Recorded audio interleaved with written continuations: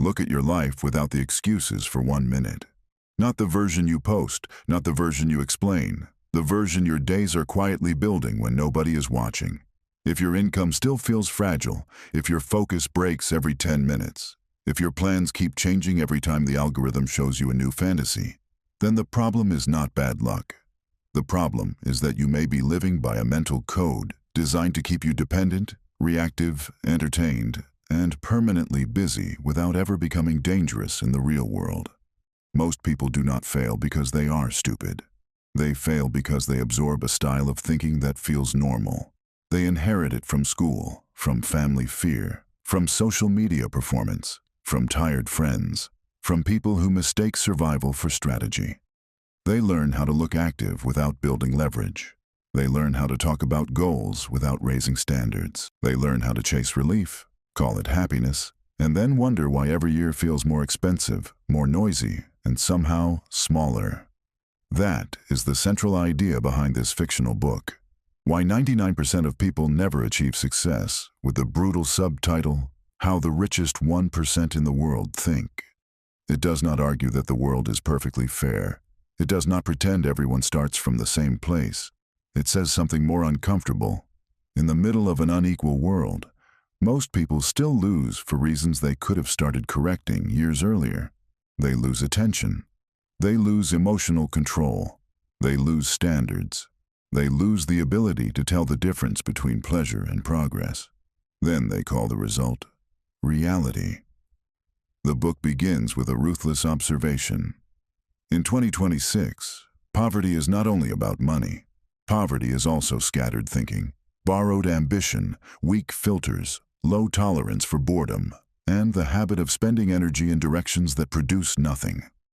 A person can have a decent salary and still be mentally poor because every spare hour is consumed by distractions that leave no asset behind. Another person can be far from rich and still be building wealth because they direct their time like capital, protect their mind like territory, and use every season of uncertainty to increase usefulness. This book says the gap between the 99% and the 1% is not made only of income. It is made of interpretation. Two people can live in the same city, pay the same rising rent, use the same internet, have access to the same AI tools, and still create completely different futures because they read the same world through different mental frameworks. One sees pressure and instantly seeks escape. The other sees pressure and starts redesigning how they earn, learn, and decide. One numbs discomfort. The other studies it. One waits to feel confident. The other acts while still incomplete. The 99% believe success begins when conditions improve. The 1% understand that conditions rarely improve first. They improve because somebody changed the quality of action inside imperfect conditions. That is why the book attacks one fantasy after another. The fantasy that motivation will save you. The fantasy that one big break will rescue years of weak habits. The fantasy that looking successful is close to becoming successful. The fantasy that information equals transformation. The fantasy that being interested in money is the same as being good with money. The book describes modern failure in a way that feels almost embarrassing because it is so familiar. A person wakes up tired because they stayed up scrolling. They check messages before their own mind is online. They consume other people's urgency as breakfast. They answer small things all morning and call it productivity. They use AI to make memes, fake photos, and throw away entertainment, but never train it to help them write better, think clearer, learn faster, or produce more valuable work. They complain that opportunities are shrinking while spending their sharpest hours proving they cannot handle freedom. Then the book shows the other path.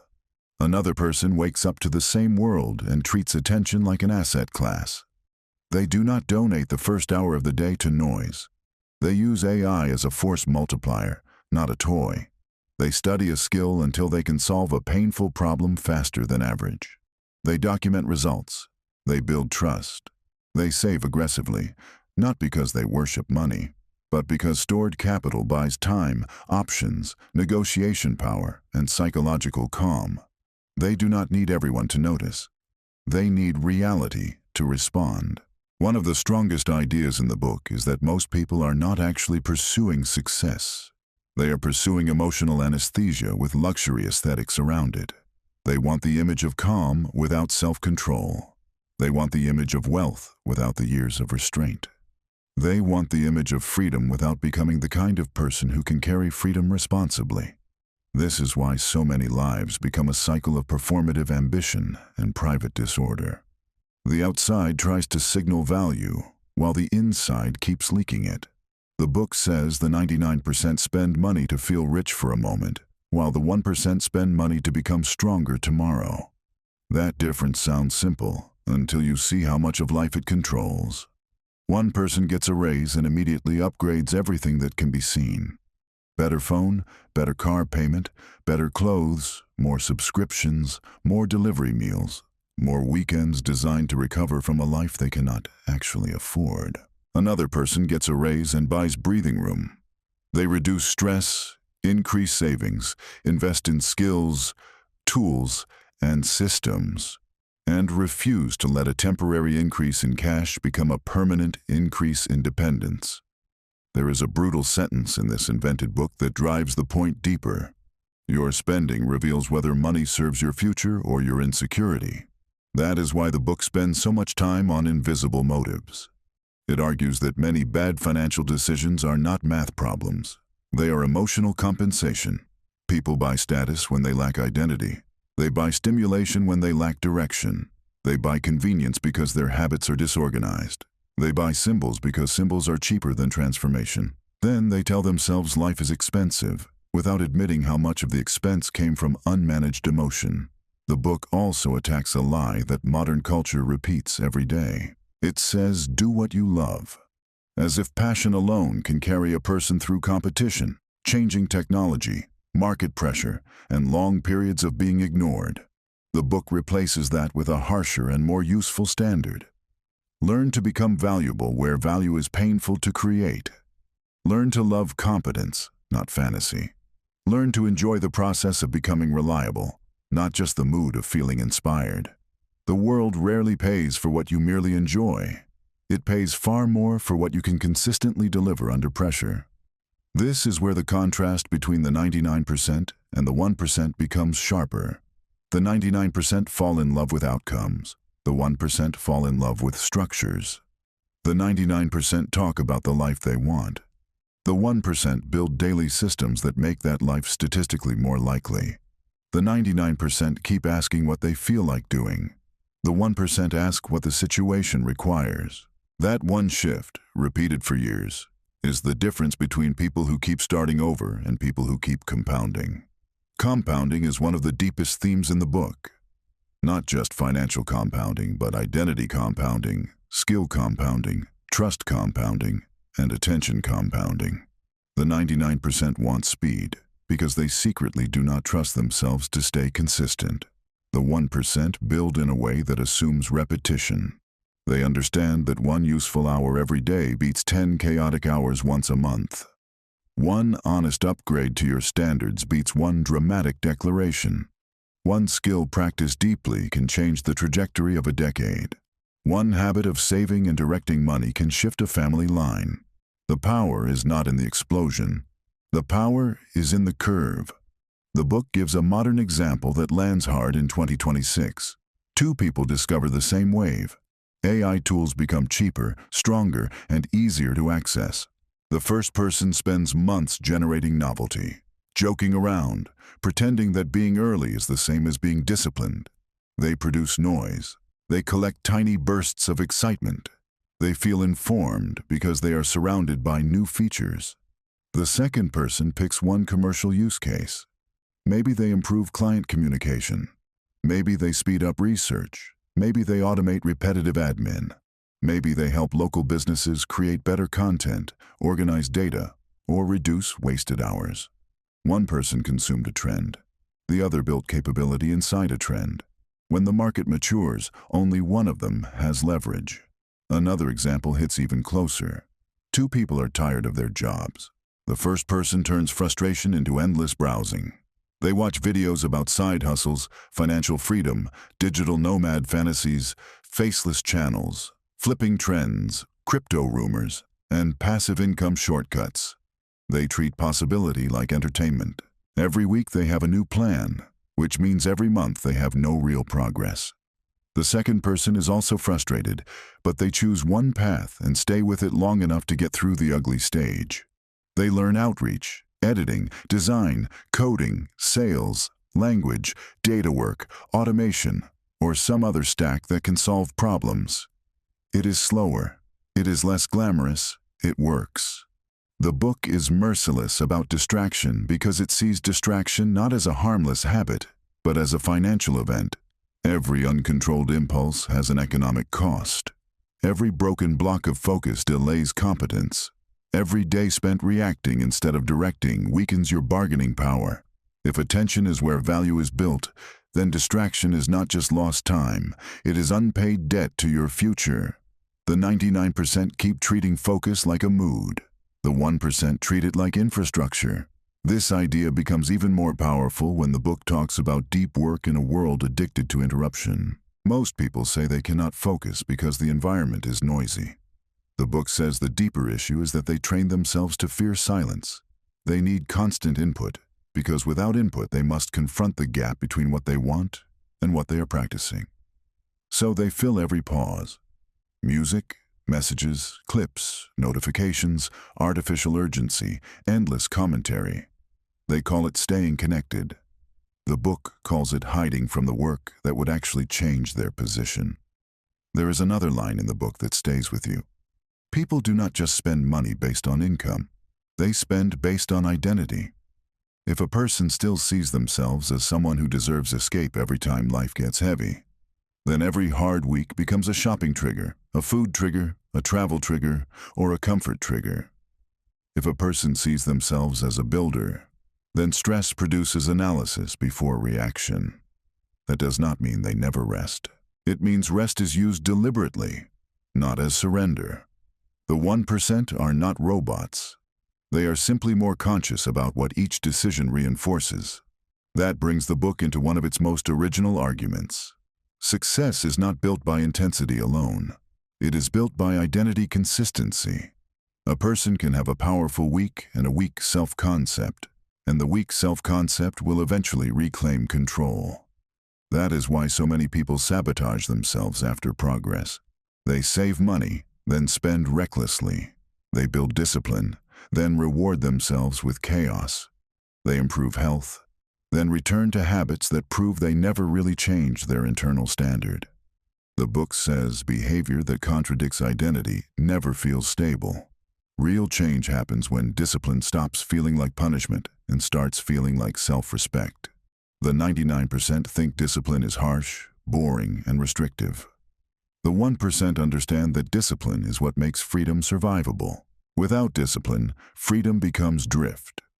Without discipline, money becomes leakage. Without discipline, talent becomes inconsistency. Without discipline, opportunity becomes overwhelm. The book keeps pushing this point because modern culture keeps selling the opposite. It sells impulse as authenticity. It sells convenience as a reward for existing. It sells the idea that discomfort means something is wrong. The book replies with a colder truth. Discomfort is often the price of becoming useful enough to choose your life. It also refuses to flatter the viewer about fear. The 99% think fear is a stop sign. The 1% treat fear as information. They ask what exactly the fear is protecting. Reputation, ego, laziness, uncertainty, comfort, social approval. They do not worship boldness for its own sake. And the book is careful here. It does not promote reckless risk. It promotes educated risk, asymmetric risk, thoughtful risk. It teaches that the people who move ahead are rarely fearless. They are simply more willing to operate while the outcome is still unclear. This matters because one of the deepest traps of the 99% is emotional decision-making disguised as logic. They avoid a hard move, then call themselves realistic. They delay action, then say they are waiting for the right moment. They refuse to learn a marketable skill, then claim the economy is impossible. They stay in environments that drain them, then call endurance maturity.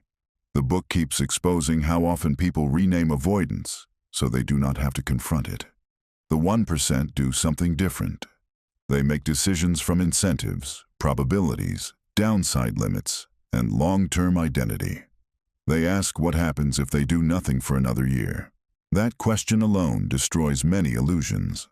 One powerful section of the book explains why the 99% confuse movement with progress. They set up apps, buy planners, redesign rooms, watch productivity content, research tools, make color-coded systems, and tell themselves a new phase has begun. But nothing valuable is shipping. No asset is growing. No deeper competence is being earned. The book is not mocking preparation. It is attacking symbolic effort, the kind that creates the emotional feeling of seriousness without any measurable output. The 1% are harder to impress because they judge action by consequence. Did it improve earning power, sharpen skill, save time, reduce dependence, deepen trust, or create future options? If not, it may have felt productive without being productive. That is why the book keeps returning to the word useful. In a performance culture, many people want to be admired before they become useful. They want followers before mastery, income before reliability, confidence before proof, reputation before contribution. The book inverts all of that. Become useful first. If you can solve costly problems, reduce friction, improve outcomes, or make something better, the world has a reason to reward you. Not always immediately, not fairly every time, but far more often than empty self-expression ever will. The 1% do not ask first how to be seen. They ask how to be needed. This connects to another modern disease the book diagnoses: validation addiction. In 2026, it is possible to receive constant signals without building real substance. Likes, views, reactions, quick praise, temporary spikes of attention.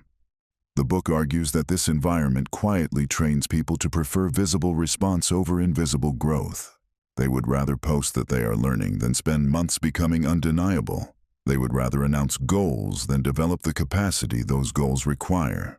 The 99% become dependent on being witnessed. The 1% become addicted to capability. They measure themselves against results, not applause. There is a part of the book that feels almost personal because it addresses the loneliness of upgrading. Once a person starts thinking differently, ordinary conversations begin to feel strange. Complaints repeat. Excuses repeat. Spending patterns repeat. People laugh at restraint, mock seriousness, call long-term focus boring, and celebrate small indulgences like rebellion. The book does not tell the reader to hate ordinary people. It warns them that if they keep seeking emotional permission from crowds trapped in the same habits, they will stay trapped too. The 1% often look arrogant to people whose standards are built around comfort. In reality, they may just be less willing to drown politely. The book also says that success has a hidden social cost. Not because success corrupts, but because disciplined change exposes the emotional contracts inside relationships. Some people like you better when you are inconsistent, because your inconsistency protects their own. Some people support your dreams as long as those dreams remain decorative. Once your behavior changes, once your standards tighten, once you start saying no, once you stop spending for approval, once you value time more aggressively, the relationship shifts.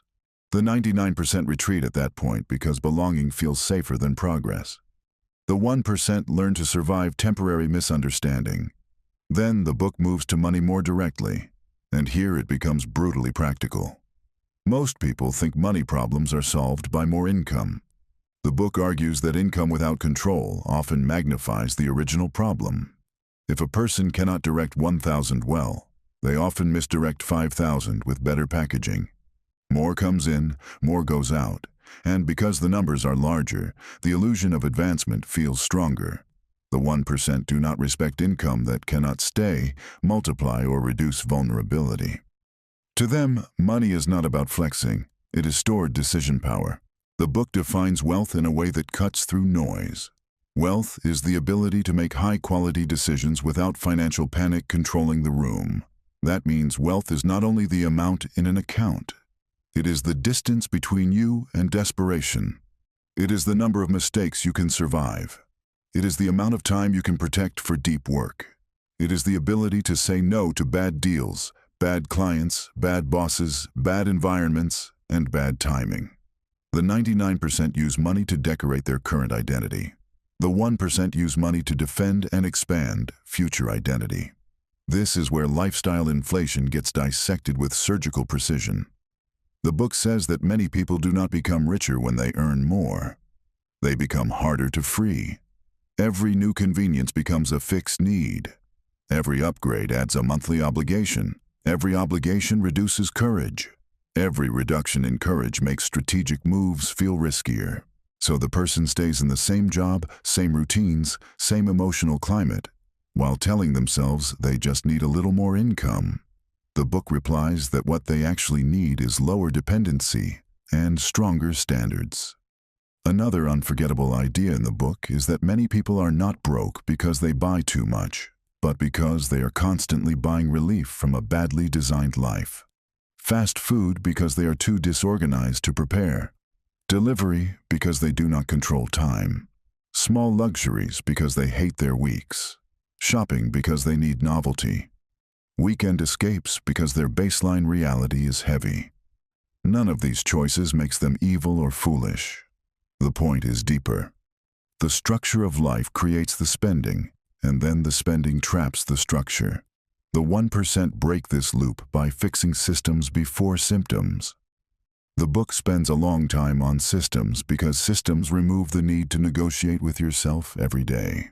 The 99% try to win through bursts of effort and emotional speeches. The 1% reduce decision fatigue. They automate savings. They schedule learning. They batch work. They simplify food, clothes, tools, and routines where complexity does not create real value. They build environments that make the good choice easier and the bad choice more annoying. This sounds simple. It is powerful because it turns success from a dramatic event into a repeatable operating mode. There is a brilliant section where the book explains why most people secretly prefer fantasies of success to the mechanics of success. The fantasy is flattering. It lets them imagine admiration, comfort, influence, freedom, and proof that they mattered. The mechanics are less romantic. Learning when you are tired, practicing when there is no praise, saving when spending would feel better, saying no when approval is easier, repeating fundamentals when novelty is more exciting. The 99% want the emotional rewards of success without the identity shifts that produce them. The 1% make peace with the mechanics early. This connects to the issue of boredom, which the book treats as a test of maturity. In an economy where attention is hunted every second, boredom has become intolerable for many people. Yet boredom is exactly where concentration deepens, patterns become visible, and original thought begins to form. The book argues that the 99% need constant stimulation because they lost the ability to stay with anything long enough to become exceptional. The 1% are not necessarily more talented. They are simply less fragile in the presence of repetition. They can do the important thing after the excitement is gone. That is why they keep separating from the crowd. The book then turns to another uncomfortable truth. Many people say they want freedom, but what they really want is the removal of pressure without the burden of responsibility. Real freedom is different. Real freedom means your decisions matter more, your errors cost more, and nobody is coming to structure your life for you. That is why so many people stay close to the edge of dependency. It limits options, but it also protects them from confronting their own undirected potential. The 1% accept that freedom and responsibility arrive together. They stop romanticizing one without preparing for the other. The emotional center of the book becomes even stronger when it talks about self-betrayal. Not dramatic collapse, quiet betrayal. The meeting you know you should prepare for but do not. The skill you know you should build but avoid. The spending you know weakens you but repeat. The sleep you sacrifice. The promise you make to yourself and casually break. The book says most people do not lose confidence because they failed publicly. They lose confidence because they keep watching themselves choose short-term comfort over long-term respect. Confidence is not built mainly by positive thinking. It is built by evidence that you can trust your own behavior. That idea leads into one of the most practical parts of the book. The 1% do not ask every day how to feel more motivated. They ask how to become more trustworthy to themselves. That changes everything. It shifts the focus from emotion to agreement. Did I do what I said I would do? Did I protect the block of time I planned to protect? Did I direct money where I intended? Did I finish what mattered before chasing stimulation? These questions are not glamorous, but they create a kind of private dignity that performance culture cannot fake. When a person becomes trustworthy to themselves, panic starts losing power. The book also demolishes the idea that intelligence alone creates success. Plenty of smart people stay stuck because intelligence can become a luxury for overthinking.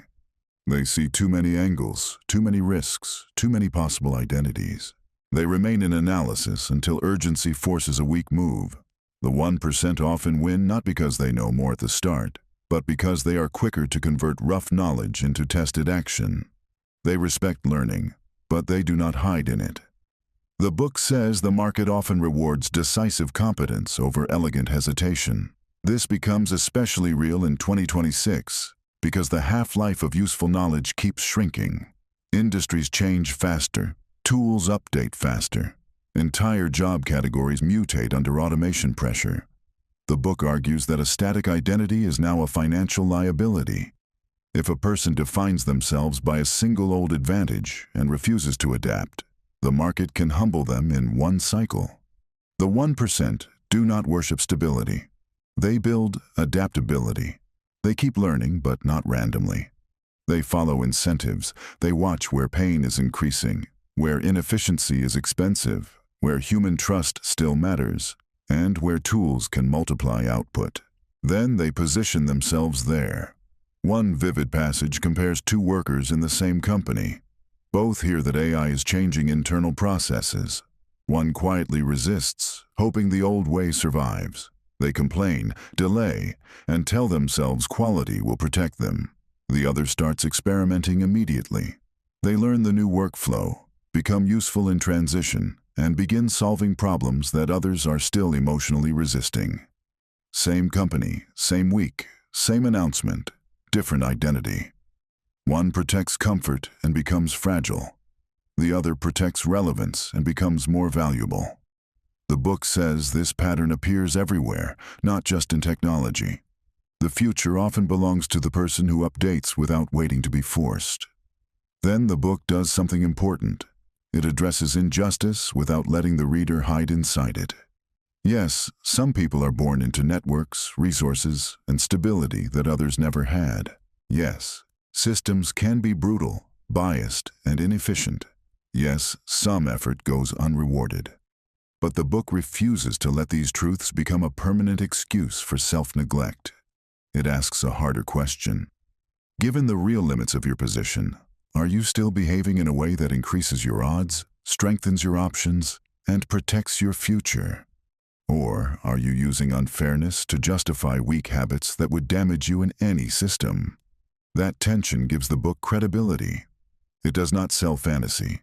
It sells responsibility without delusion. It tells the reader that you do not need perfect conditions to start thinking more powerfully, but you do need honesty. The 99% often confuse honesty with self-criticism and avoid both. The 1% use honesty as strategic clarity. They can say, I waste too much time. I buy from emotion. I avoid hard conversations. I switch directions too quickly. I am skilled in areas the market does not reward enough. I need to communicate better. I need to become harder to replace. None of that is self-hatred. It is useful truth.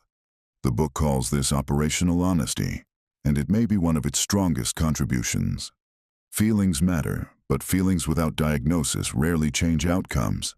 If a person feels behind, they need more than comfort. They need to know exactly why. Weak offer, poor focus, low savings, inconsistent output, scattered identity, no leverage, no systems, no edge, too much image, not enough substance. Once the fog gets names, the future changes.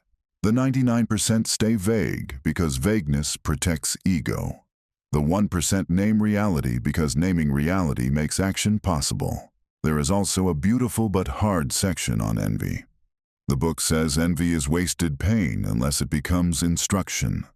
Most people feel envy and move straight into judgment, resentment, or self-pity. The 1% study envy. What exactly triggered it? Money, confidence, freedom, body language, output, network, calm, optionality. If another person's life disturbs you, there may be information hidden inside that disturbance. Not that you should copy them blindly, but that your reaction may be revealing a desire you have refused to organize. The 99% make envy theatrical. The 1% convert it into clarity. One reason this book feels modern is that it understands how much attention distortion shapes desire now. Many people no longer know what they want outside of what they repeatedly consume. Trends tell them which business model to romanticize, which city to idealize, which lifestyle to envy, which aesthetic to perform, which purchases to treat as personal evolution. The book argues that one of the greatest hidden powers of the 1% is independent desire. They learn to separate signal from spectacle. They ask whether something actually improves their life design or simply flatters their imagination. That single discipline saves years. The book also says that the 99% are trapped in emotional time, while the 1% live in strategic time. Emotional time asks what feels urgent today. Strategic time asks what matters most over the next 3 years. Emotional time reacts to trends, moods, headlines, and social pressure. Strategic time builds around compounding, skill depth, balance sheet strength, and identity durability. Emotional time is expensive because it keeps resetting focus. Strategic time feels slower, but it creates outcomes that look sudden to outsiders. What people call overnight success is often just protected strategic time that the crowd never respected while it was being invested.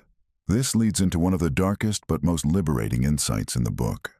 Many people stay mediocre because they are too loyal to versions of themselves that no longer deserve protection. Old habits, old friend groups, old spending patterns, old insecurities, old stories about what kind of person they are. They keep carrying identities built for a smaller life, then wonder why every opportunity feels heavy.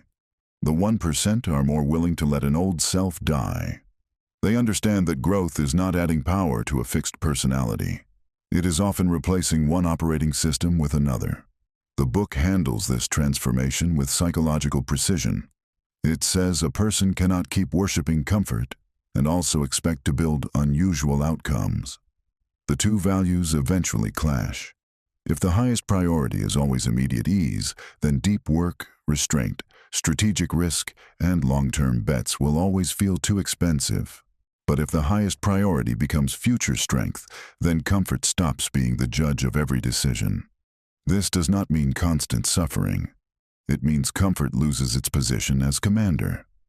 A powerful example in the book contrasts two creators. One spends endless hours polishing appearance, obsessing over perception, tracking metrics every hour, and trying to imitate whatever is working this week. They look ambitious, but they are psychologically owned by external response. The other creator studies what actually creates lasting trust, improves skill quietly, builds a library of work, learns distribution, learns offers, learns audience psychology, and keeps producing even when results are uneven. One is addicted to reaction. The other is building an asset. In the short term, they can look similar. In the long term, their identities produce different economic realities. The same pattern appears in careers. The 99% want certainty before commitment. The 1% understand that certainty is usually a reward for commitment, not a prerequisite. A person will rarely feel fully ready to start the business, publish the work, raise the price, apply for the larger role, move industries, or pitch the client. Waiting for internal permission often means waiting forever. The book says courage is not the absence of anxiety. Courage is the decision that your future matters more than your current emotional weather. When the book talks about standards, it becomes almost severe. Low standards do not only create low results, They create low self-respect, low energy, low trust from others, and low-quality opportunities. A person who is always slightly late, slightly distracted, slightly unprepared, slightly careless with money, slightly inconsistent with promises, may not see themselves as failing. Yet life keeps delivering the exact mirror of those standards. The 1% may not be perfect, but they correct faster. They notice sloppiness earlier. They tighten the system instead of normalizing the leak. The book makes a surprising point here. High standards are not elitism. They are mercy toward your future. They reduce unnecessary pain. They make decisions cleaner. They prevent the compounding of small negligence into major regret. The 99% often interpret standards as pressure, because pressure is what they feel when reality finally charges them for what they ignored. The 1% build standards before the bill arrives. That difference saves money, time, and emotional damage. Then comes one of the most emotionally gripping parts of the narration. The book asks what staying the same is really costing you. Not just the obvious costs, not just the missing income, but the invisible ones. The conversations you keep having because you never built enough freedom to leave certain environments. The version of yourself your younger self would barely recognize. The ideas that die unused. The energy lost to chaos. The quiet shame of always almost starting. The relief purchases. The low-grade anxiety. The half-kept promises. The constant sense that life is moving and you are negotiating with your own hesitation while other people pass by with less talent and more resolve. That is where the book becomes more than financial. It becomes existential. It says the greatest tragedy is not that most people never become famous or rich. The tragedy is that they never meet the version of themselves that could have become effective, sovereign, and deeply reliable. They spend years protecting a weak identity because changing it feels socially risky or emotionally uncomfortable. They do not need a mansion to regret that. They just need enough awareness to realize they traded possibility for repetitive relief. Yet the book is not hopeless. It becomes sharper and more hopeful at the same time. It says the reason the 99% can become the 1% in their own life is not because everyone can dominate the world. It is because mental codes can be rewritten, attention can be reclaimed, spending can be redirected, skills can be compounded. Identity can be upgraded through evidence. A person can stop being a spectator in their own future.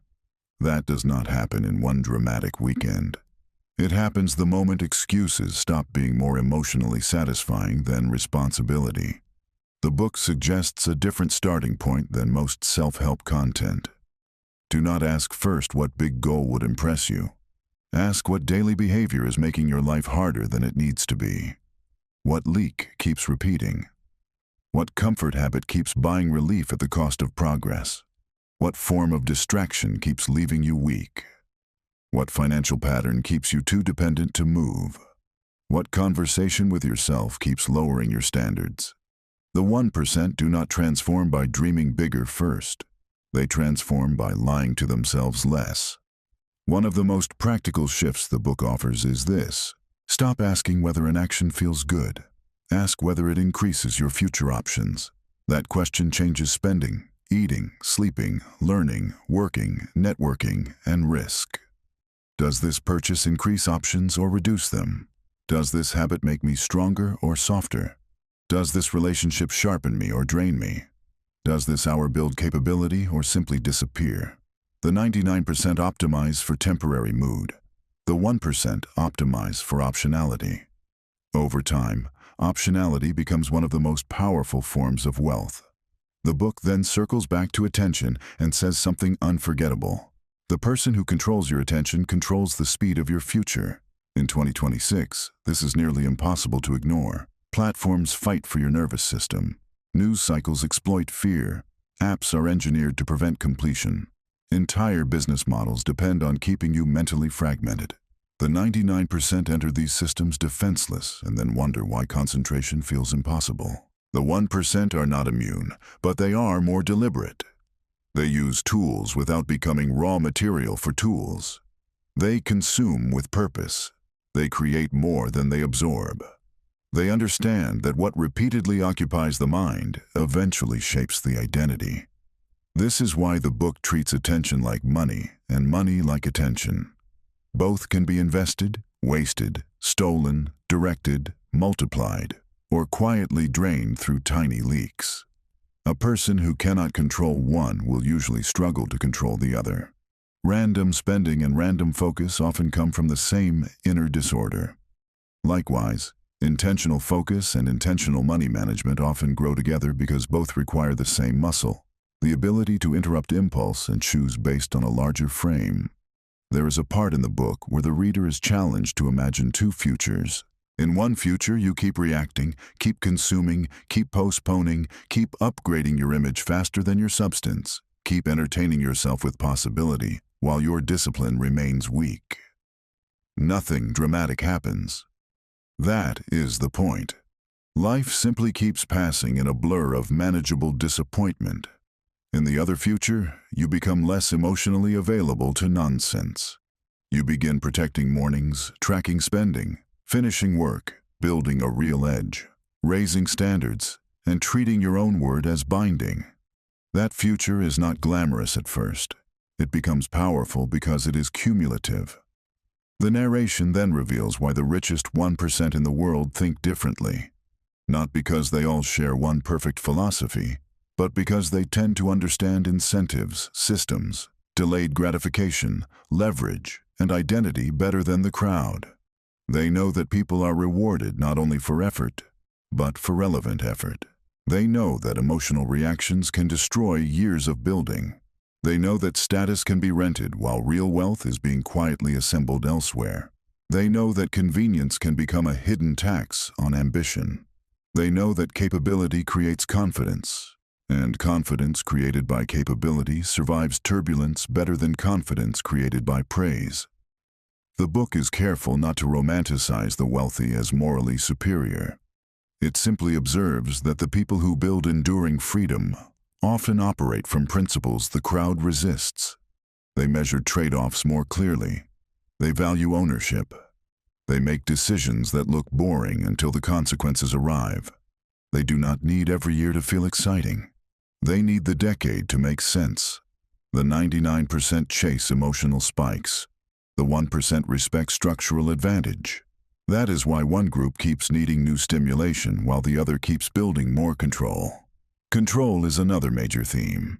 Not control over everything, but control over what can actually be governed. Inputs, habits, learning rate, spending pattern, attention gates, response speed, emotional recovery, quality threshold. The book says many people suffer because they keep placing mental energy on variables they cannot command while neglecting the ones they can. The 99% talk constantly about what is unfair, expensive, broken, or corrupt. Sometimes they are right.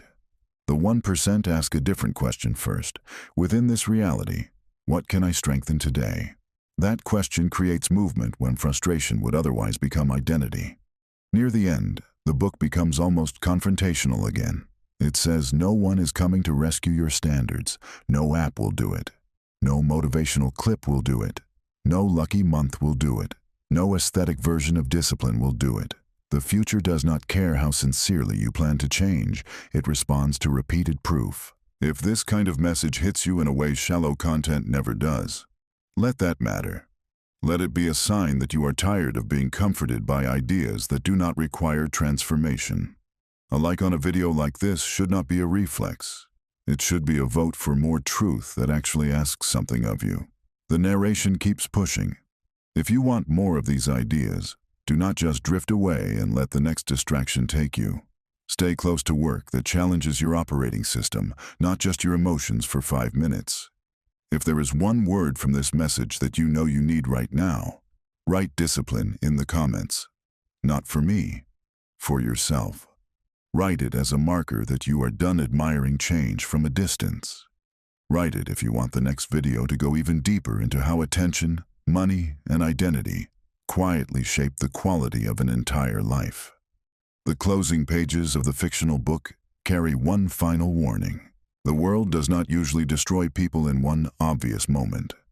It dissolves them through drift, through repeated compromise, through tiny leaks that feel harmless because they are common, through years of chasing comfort in the name of self-care while self-respect decays underneath, through endless planning without the courage to become accountable, through spending to numb, consuming to avoid, and delaying because there is always tomorrow. The danger is not only failure. The danger is normalization. Once dysfunction feels ordinary, it becomes invisible. And that is the real reason 99% of people never achieve success. Not because success is reserved for a chosen class. Not because every successful person is a genius. Not because the market perfectly rewards merit. It is because most people adopt the patterns of a culture that monetizes their distraction, flatters their impulses, lowers their standards, and teaches them to confuse comfort with living. They do not notice that each small surrender is writing a future. By the time the pain becomes undeniable, many of the habits have become identity. The richest 1% in the world think differently because they guard what ordinary culture treats casually. They guard time, they guard focus, they guard standards, they guard reputation, they guard money, they guard who gets access to their mind. They guard what kind of person they are becoming through repetition. They are not perfect. They are often simply more intentional. They know that every day is a vote, every expense is a statement, every habit is a direction, every compromise has a cost, and every year of drift makes recovery harder. So if this book leaves you with one hard truth, let it be this. Your future will not be decided mainly by what you say you want. It will be decided by what your routines prove you respect. If you respect ease more than growth, life will give you ease now and limitation later. If you respect image more than structure, life will give you applause now and instability later. If you respect discipline, attention, skill, and long-term thinking, life may give you discomfort now and power later. That is the trade most people refuse, until they are forced to face what refusal cost them. You do not need to become obsessed with money in a shallow way. You need to become serious about not wasting your life in a distracted way. Money matters because it affects dignity, options, safety, generosity, and control over time. But money follows patterns, and patterns follow identity. Change the identity from consumer to builder, from reactor to director, from performer to producer, from approval seeker to capability seeker. And financial reality begins to move differently because the person making decisions is no longer the same. That is why this fictional book feels less like a lecture and more like a mirror. It does not tell you that you can have everything. It tells you that you are already paying for something, whether you realize it or not. You are either paying the price of discipline or the price of delay, the price of structure or the price of chaos, the price of honest self-correction or the price of repeated disappointment. One price is painful in the moment. The other is painful across years. The 99% choose based on immediate sensation. The 1% choose based on total cost. If that lands, then do not turn this into another moment of temporary intensity. Make it specific. Protect 1 hour. Cut 1 leak. Build 1 skill. Save 1% more than before. Remove 1 source of noise that keeps your mind weak. Tell the truth about 1 pattern you keep defending. Start there. Start small enough to be real and serious enough to change the direction of your days. Because the line between the 99% and the 1% is not drawn only by money. It is drawn by the moment a person stops asking how to feel better and starts asking how to become stronger. In the end, the message of this invented book is simple enough to remember and hard enough to change a life. Most people never achieve success because they live in ways that make success structurally unlikely. Then blame fate for the outcome. The few who move ahead are not always extraordinary at the start. They simply think in a way that protects attention, builds value, directs money, respects time, and refuses to let comfort make their decisions. That way of thinking is available to more people than the culture wants to admit, but it demands a level of honesty that most people keep postponing. The book also has a sharp section on environment, and this part matters more than people admit. Most individuals try to change while remaining fully available to the same cues that trained their weakness. The same tabs open, the same conversations, the same stores, the same routines, the same late-night habits, the same people who normalize drift, the same desk that invites distraction, the same phone glowing beside the bed like a dealer. Then they act surprised that willpower fails. The book says environment is stored psychology. If your surroundings keep feeding the identity you are trying to outgrow, then every day becomes a civil war. The 1% reduce friction for the person they are trying to become, and increase friction for the person they are trying to leave behind. That means success is often less dramatic than people think. Sometimes it begins with moving the phone out of reach. Sometimes it begins with a separate bank transfer the moment income lands. Sometimes it begins with a cleaner desk, a harder cutoff, a smaller wardrobe, a new peer group, a blocked site, a fixed study hour, a list of non-negotiables, a weekly review that forces honesty. The 99% wait for a new life to feel emotionally exciting. The 1% build conditions that make the new life easier to repeat even on ordinary days. They respect how much behavior follows structure. The book spends time on learning as well, because in a fast-changing economy, learning badly is almost as costly as not learning at all. The 99% confuse exposure with mastery. They skim, collect snippets, watch summaries, save posts, and feel intellectually active. But when real pressure arrives, they cannot execute. The 1% learn in a different sequence. They study enough to act. They act enough to discover what they do not know. Then they return to learning with sharper questions. This loop is humbling, but it creates knowledge that survives contact with reality. The book warns that modern information abundance makes fake competence cheap and actual competence more valuable than ever. It also says that a valuable skill is not merely something impressive. It is something that moves an outcome another person or business cares about. That is why the book keeps asking a hard question. What painful problem can you reliably help reduce? Can you save time? Can you raise revenue? Can you improve clarity? Can you organize chaos? Can you build trust? Can you make a process smoother, faster, cleaner, more persuasive, or less wasteful? The 99% often collects skills for identity decoration. The 1% collects skills around usefulness. One path flatters the ego. The other attracts opportunity. There is a section on offers that feels almost like a secret map for modern work. The book explains that many people stay underpaid because they think like workers only, not like problem solvers. They focus on hours, tasks, and effort, while the market cares more about outcomes, risk reduction, speed, reliability, and perceived leverage.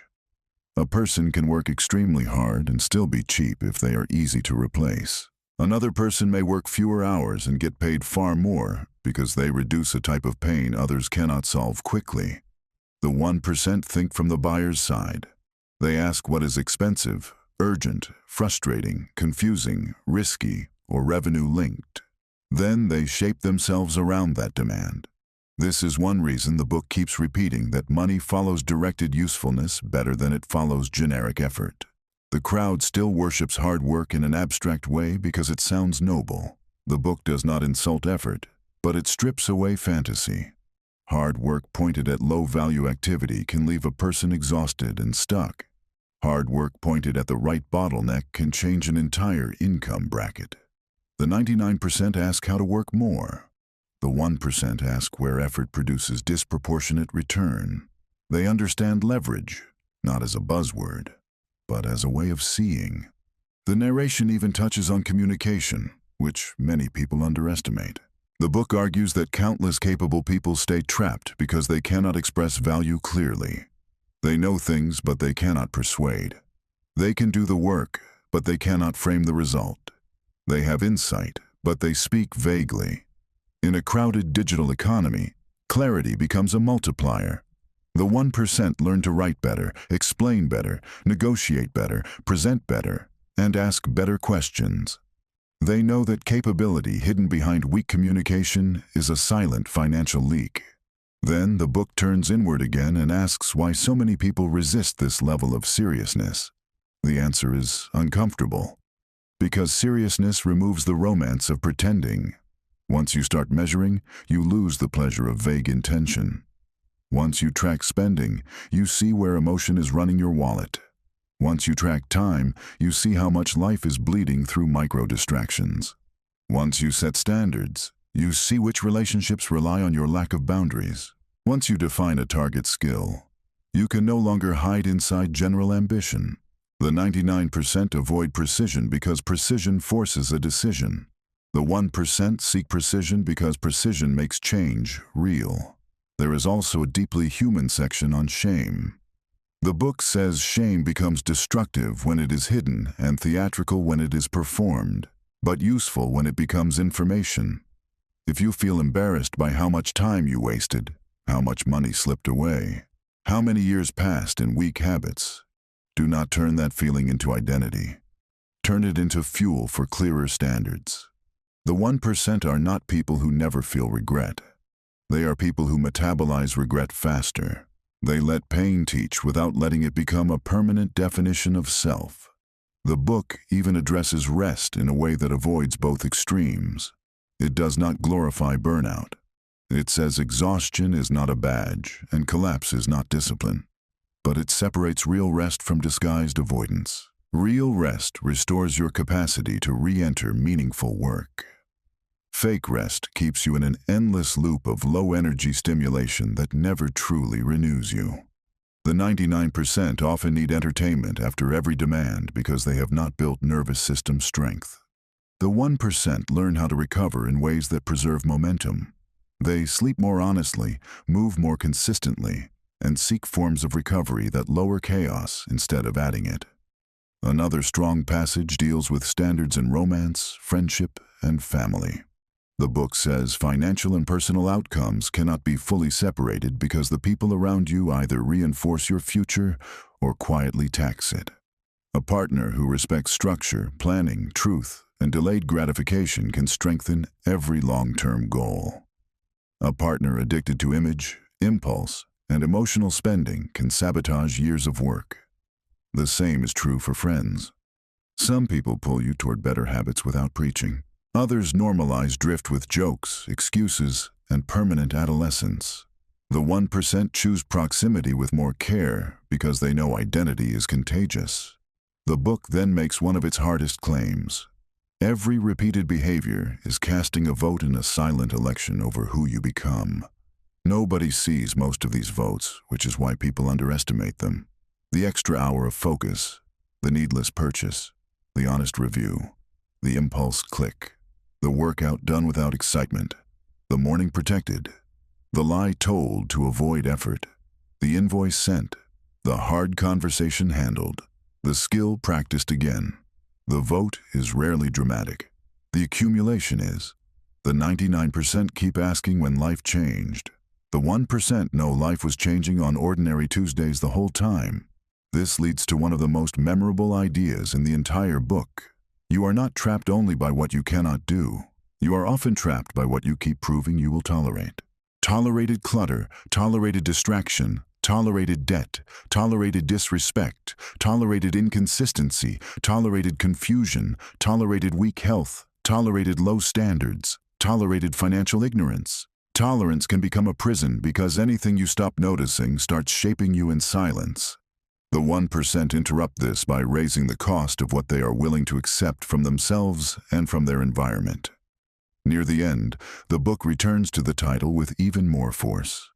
Why do 99% of people never achieve success? Because they are trained to seek short-term emotional rewards in a long-term strategic game. Because they mistake access to information for ownership of discipline. Because they confuse visibility with progress. Because they react to modern pressure by escaping instead of redesigning. Because they keep trying to win externally while remaining internally disorganized. Because they want better results without becoming a different decision maker. Because ordinary culture teaches them to spend, scroll, compare, complain, and consume, while success quietly demands attention, restraint, skill, patience, and repeated honest action. And how do the richest 1% in the world think? They think in systems, while others think in episodes. They think in trade-offs while others think in cravings. They think in years while others think in weekends. They think in leverage while others think in effort alone. They think in ownership while others think in display. They think in identity while others think in mood. They think in probabilities while others wait for certainty. They think in consequences while others think in appearances. Most of all, they think in terms of what strengthens the future self, instead of what comforts the current self. If this message feels intense, it is because truth sounds intense in a culture built on sedation. But intensity is not the point. Clarity is. The point is not to leave you hyped for one evening. The point is to leave you unable to lie to yourself as easily tomorrow. That is what good work should do. It should sharpen your seeing. It should make drift look expensive. It should make standards feel sane again. It should make you realize that the real divide in life is often not talent against talent. It is disciplined interpretation against undisciplined reaction. The question is not whether the world is difficult. It is. The question is whether you will keep making it harder by living like a consumer of your own potential, or whether you will finally start thinking like someone who understands that every day is training, every habit is strategy, and every choice either feeds the person you could become, or the pattern that has kept you average long enough. Decide carefully. Average is no longer cheap. In 2026, distraction is expensive, dependence is expensive, emotional spending is expensive, skill stagnation is expensive, and delay is expensive. The bill comes in lost years, weak options, low confidence, and a life that always feels one adjustment away from becoming serious. The people who rise are usually the ones who stop treating their mind like a public space and start treating it like the control room of a future worth defending. That is the difference this book is trying to burn into your memory. The 99% drift toward what is easy, visible, and socially approved. The 1% move toward what is useful, durable, and quietly powerful. One path feels lighter today. The other carries weight now, so life carries less weight later. One path buys relief. The other builds command. One path asks to be entertained. The other demands to be transformed. And once you see that clearly, once you really see it, you cannot go back to pretending your habits are small. They are not small. They are architecture. They are the silent design of your future. Build like it matters.